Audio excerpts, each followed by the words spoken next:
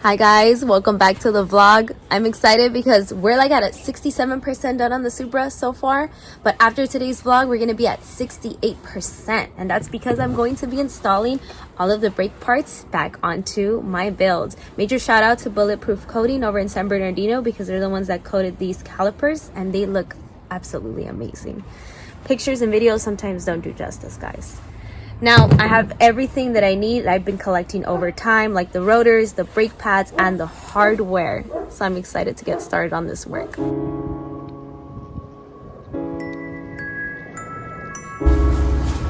that kind of bends it.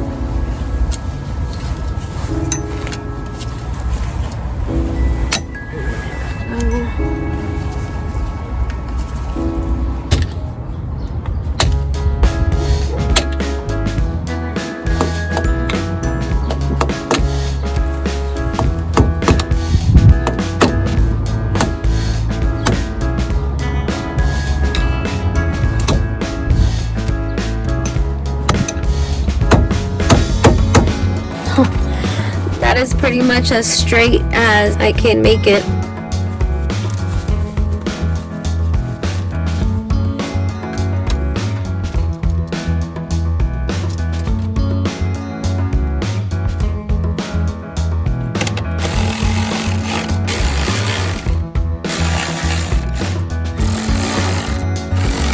So now that these axle nuts are pinned and capped, guys, check out these rotors. They are from R1 Concept. They are drilled and diamond slotted rotors, which is interesting because these little diamond slots, you see how they're ovaled at the end? They are actually have wear indicators. So as soon as these start wearing out, that means that it has reached its minimum thickness and you do have to replace these rotors. The material is G3000 iron gray, and they do have about 1 year warranty. So they look pretty nice. They are zinc coated, so as soon as I start driving the Supra and that embedding process takes place, all this black right here is just gonna dissipate. But yeah, check that out. Maximum rust protection, should last a while. 7 out of 10 performance. I just read all of this stuff on their website. But how cool, that looks so nice. So now we're at the brakes. Have to keep adjusting this till it closes all the way, because if not, the rotor does not fit.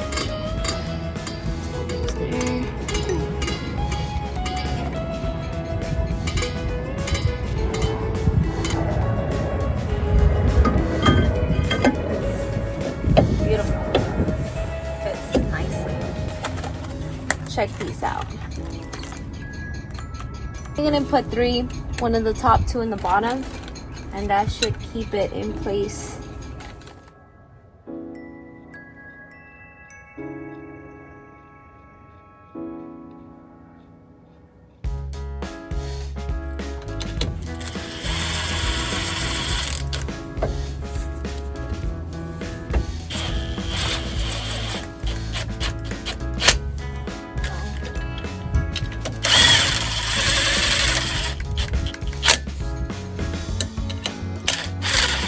Get this into the hub. Let's see.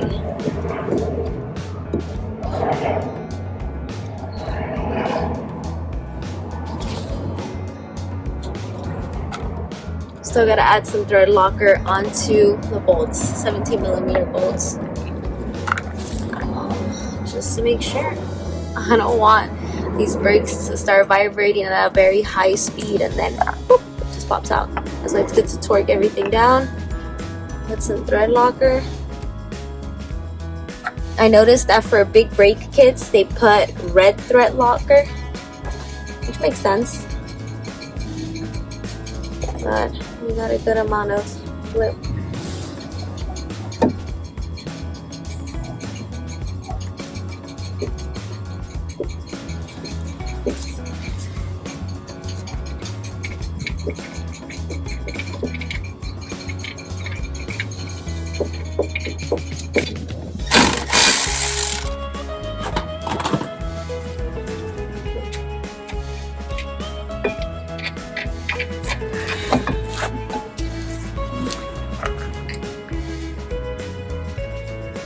A little bit of paint gone into a hole. I'm gonna actually have to clean this out just a little bit.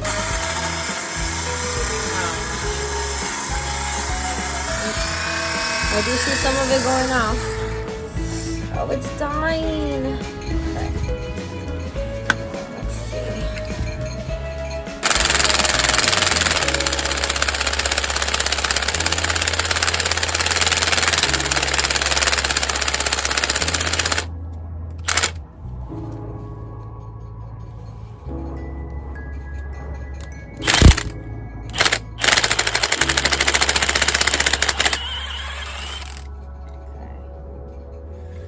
There's still a little bit of paint in there. Okay.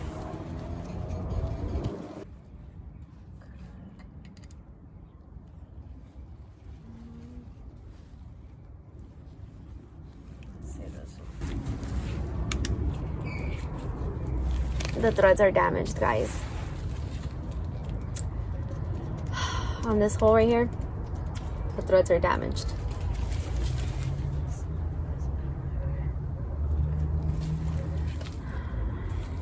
Delays are a pain in the butt.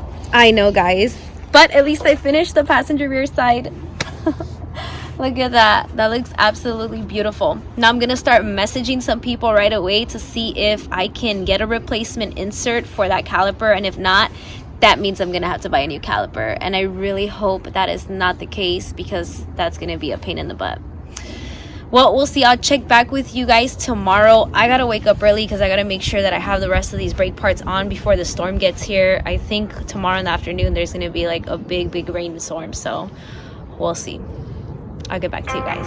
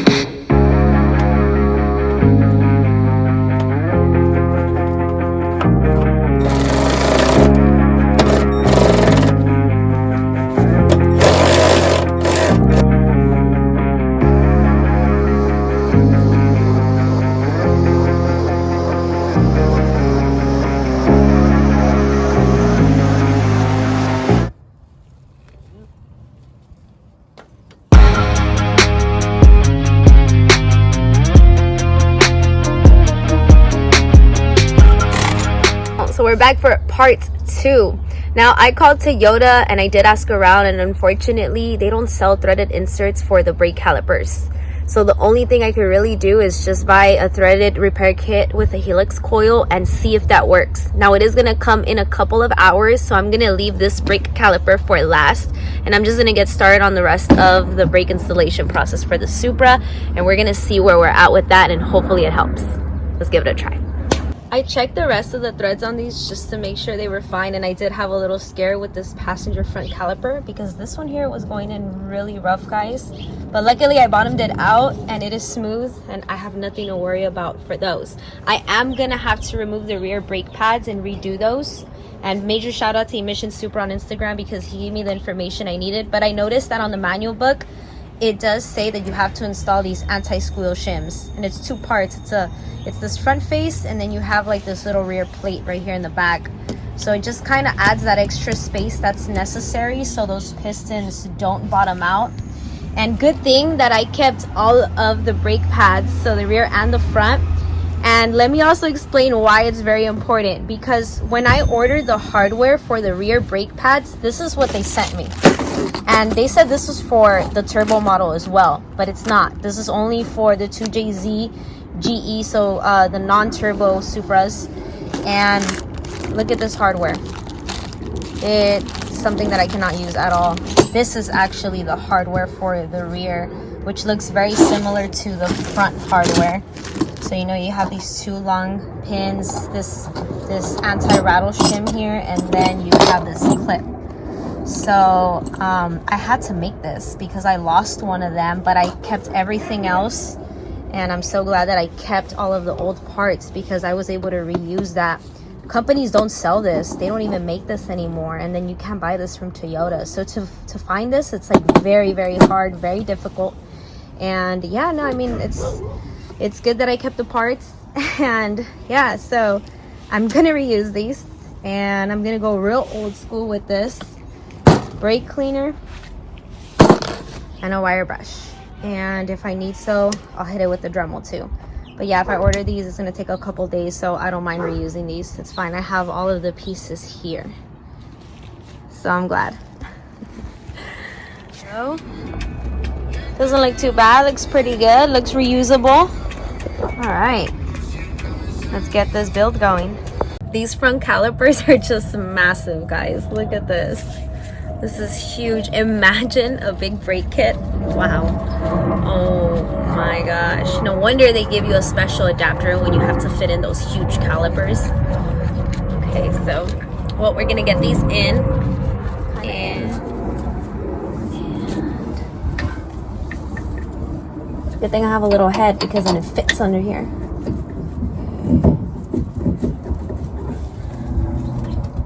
There we go.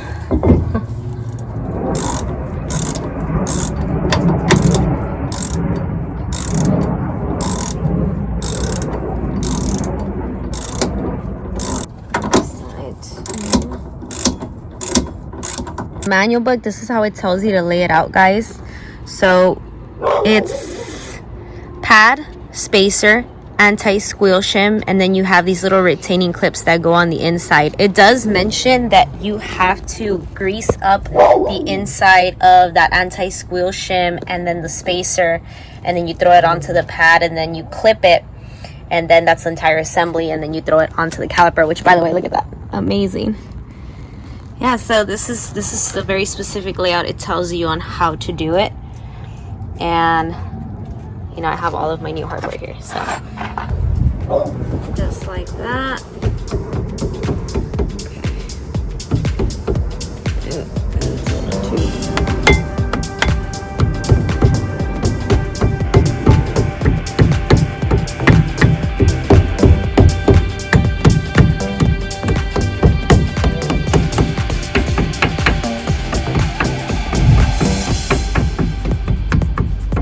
Other side was not as forced as this side, that's for sure. Getting it in place, finally got it through.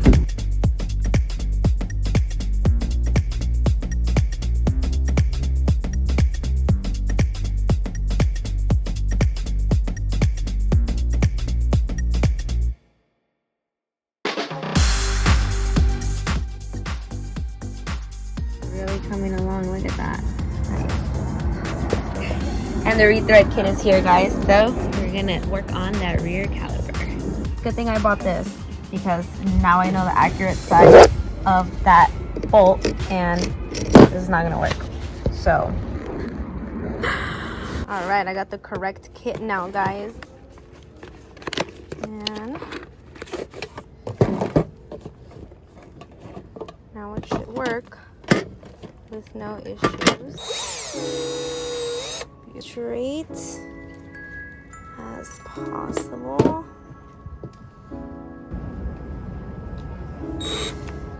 This is scary.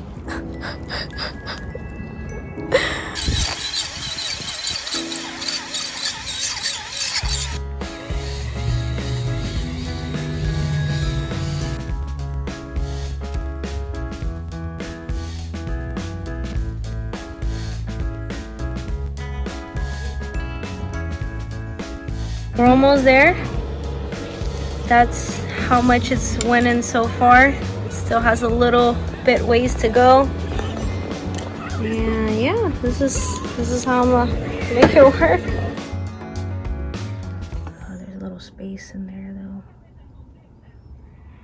though. Real talk, did you see that? Did you see how that heli coil skipped a couple grooves on that threaded insert? Well, yeah, so I did try fitting in the bolt after. It stopped halfway. So yes, there were some threads that didn't unfortunately catch all the way through. So what I had to do was I had to remove the helicoil, which luckily the thread locker didn't see all the way. So I removed the helicoil and then I added a new one very carefully, very slowly, very smoothly, and it worked fine. So now look at this. I'm so happy because, you know, I've never tapped into a hole. I've never worked with rethreading before. I've never used helicoils. I didn't even know what this was. I had to like look online and find something that could help me out in this case. And look at that, beautiful. So it worked out. Major shout out to Orlando for coming over and helping me out because it was a pain in the butt to use this adapter. So this adapter was very tough to like get it to go in. I don't have a table vise, so you know, just making it work with what I had really helped out. And fortunately he was able to just hold down the caliper while I was trying to like get it to spin through. We even bought this kit from Harbor Freight with this adapter, which it didn't fit all the way, and this adapter broke or it kept slipping off like a couple times. So we started it with this, and then, you know, it stayed in pretty well. I would say halfway in it started becoming really difficult, and that's where this kept slipping. Then from there I just ended up using the adjustable wrench, and then it was pretty smooth from there. So the adjustable wrench did not work at first, you know, just in case you guys were wondering why I didn't use that at first. We did, and it just was not staying still, and it kept going everywhere, and like I was terrified. Honestly, I was terrified, and I was even terrified just to like drill into the little threaded insert, because I was like, oh, what if like, you know, I don't know, I drill sideways or something, then I'm not going to be able to like use this caliper, because no one makes these threaded inserts. And unfortunately, like I really tried looking, and yeah, they don't make them. So I would have had to spend like close to $300 to get a new caliper, which they do have them for sale still, but you know. So luckily it worked, and I just have to cut that piece off, and now I can install this back onto the Supra.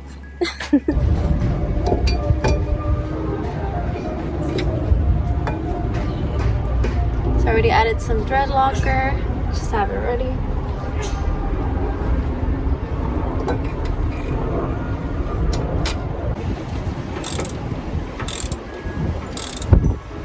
Now am I still gonna torque down the bolt that's threaded into the helicoil? That's a tough question. I mean, I could always just RFT it. Start with this front side first. And hopefully this little homemade clip works, because you can see that it's not the same as the other one. The other one's like more straight and jagged like this, and this one's a little funky, but hopefully we'll see. If you know, in traditional brake jobs, you're supposed to put it like all behind the brake pad, and then, you know, like all inside, like around the clips, and then definitely some on the guiding pins. Very specific types of greases that are used for those too, but you know, we'll just keep it like this. I'll just go by what the manual tells me on this one. Okay, it still turns. Okay, there we go. Okay, it clipped into place. So there we have it, guys. It is complete. I know you guys have noticed, why didn't I install the nylon braided steel hose that goes connected from this hard line to the back of the caliper? I am still waiting for those to come in. I ordered those from Stop Tech, and I don't know, they're like a week overdue, so they haven't came in yet. And the ones for the front are different because I installed a PHR delete kit, and that one actually, it's just a full assembly. It's like a full line that connects from the two front calipers and then all the way to the rear, and it connects to the rear. So the thing is that I am going to connect those up front, but until those other ones come in, I'll just include that for like the next vlog. And then there's no reason that I need to bleed anything, because there is no fluid inside the brake reservoir. We got the end of this hose right here. Well, I have to be very careful, because brake cleaner on powder coated calipers does not do well. Ask me how I know. Always mandatory to use brand new gaskets.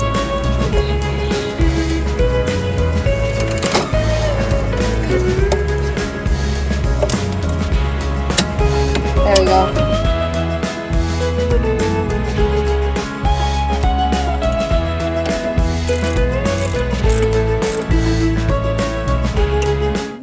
All right, so brake lines are in. I just finished up the passenger front side, and this pretty much is going to conclude the rest of the brake installation process on my Supra build, guys. I am so excited for the next couple steps. You know, definitely stay tuned, and you know, I'm going to do my best to keep you guys extremely updated. And if you guys want to see anything specific of this build process, please comment it down below. Take care, stay tuned for more, and have a blessed day. Bye, guys.